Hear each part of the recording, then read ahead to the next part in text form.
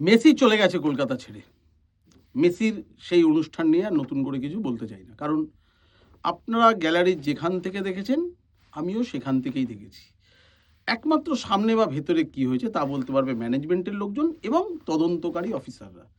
যেহেতু পুরো বিষয়টা তদন্তের আওতায় রয়েছে সিটের অধীনে, তাই তদন্ত শেষ হলেই অরিজিনাল সমস্ত সাবজেক্টটা জানা যাবে। তার আগে কে কি বলছে না বলছে সেটা সবকটাই অনেকটা ধারণা থেকে, আমি সেই প্রসঙ্গ তুলছি না।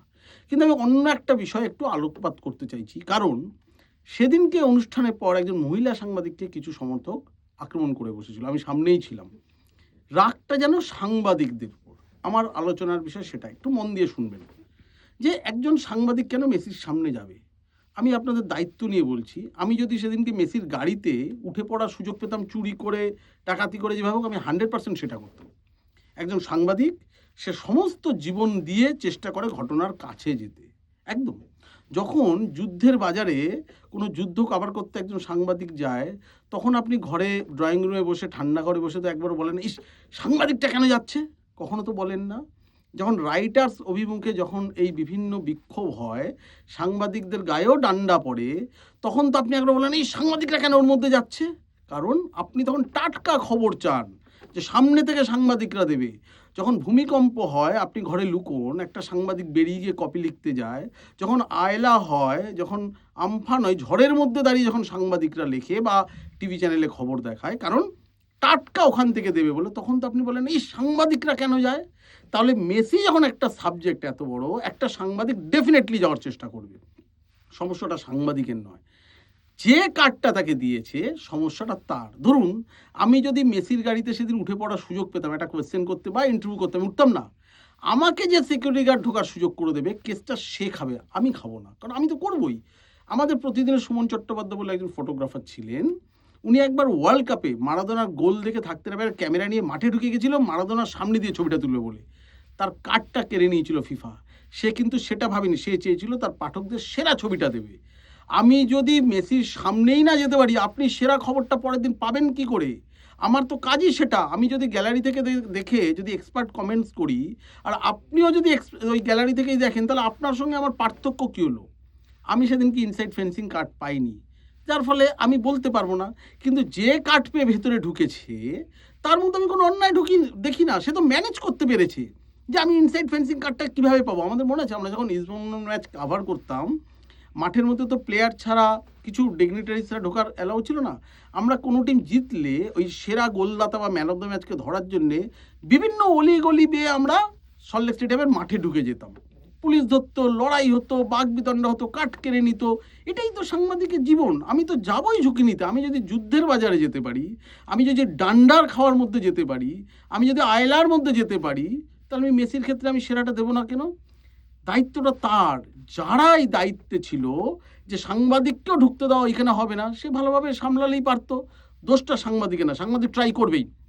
আপনি ইনসাইড ফেন্সিং কার্ড দিচ্ছেন কেন? এক, দোষটা তার। যে কার্ড নিয়েছে তার কোনো দোষ নেই, বিকজ একটা সাংবাদিক চেষ্টা করবে যে আমি কোথার দিয়ে কার্ড ম্যানেজ করে ঢুকে যাব। এটা তো সাংবাদিকের কাজ, এটা তার কৃতিত্ব। আমি পারিনি, কেউ পেরেছে। আমি ইনসাইড ফেন্সিং কার্ড পাইনি, তাহলে আমার থেকে কারো একটা র্যাপো ম্যানেজমেন্টের সঙ্গে আরও বেশি ছিল।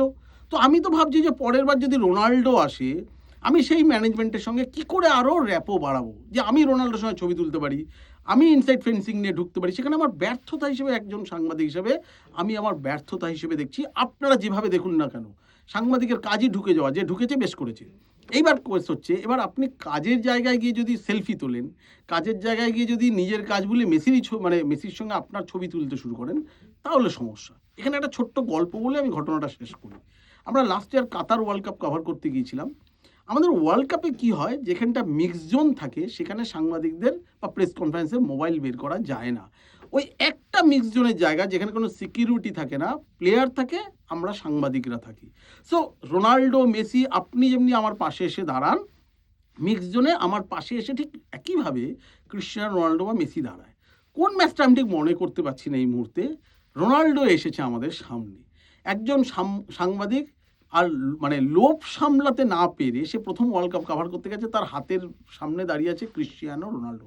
ভাবতে পারেন, সে মোবাইলটা বের করে রোনাল্ডোকে বলেছে if you don't mind may I take a selfie. Ronaldo বলেছে ইয়েস। সে রোনাল্ডোর সঙ্গে একটা সেলফি তোলে। রোনাল্ডোর দলের একজন সেই ছবিটা তুলে রোনাল্ডোকে দেয়। রোনাল্ডো তখন রাত্রিবেলা টুইট করে যে বাহ, এখনকার সংবাদ মাধ্যম তো বেশ ভালো, আগে সাংবাদিকদের সামনে ভয়ে যেতাম না, তারা নানা রকম ভয়ঙ্কর কোয়েশ্চেন করতো, এখনকার সাংবাদিকরা ছবি তুলতে পারলেই খুশি হয়ে যায়। সে এটা খুব মজা করে টুইট করে, সেটা ফিফার নজরে যায়। পরের দিন সেই সাংবাদিকের অ্যাক্রিডিটেশন কার্ডটা ফিফা কেড়ে নেয় এবং আমাদের ওখানে স্পষ্ট লেখা হয়ে যায় মিক্স জোনে, কেউ তার মোবাইল ক্যারি করবে না, বন্ধ হয়ে যায়। আমি সেটাই বলছি যে কাজের ক্ষেত্রে আমরা ঢুকবো, করবো, এবার কেউ যদি সেইটা যদি অপব্যবহার করে সেটা তার ব্যাপার, কিন্তু একজন সাংবাদিক কেন মেসির ওখানে ঢুকে পড়লো যে সমর্থকরা বলছেন, আমার মনে হয় এটা ঠিক করছেন না। কারণ আমরা ঢুকবো বলেই আপনি পাবেন, আমাদের কাজ ঢোকা, আর ম্যানেজমেন্টের কাজ, প্রশাসনের কাজ, পুলিশের কাজ বা আদার্স যাদের আছে তাদের কাজ আটকানো। এটাই তো একটা সাংবাদিকের কাজ, যে সবাইকে ড্রিবিল করে সামনে ঢুকে যাবে।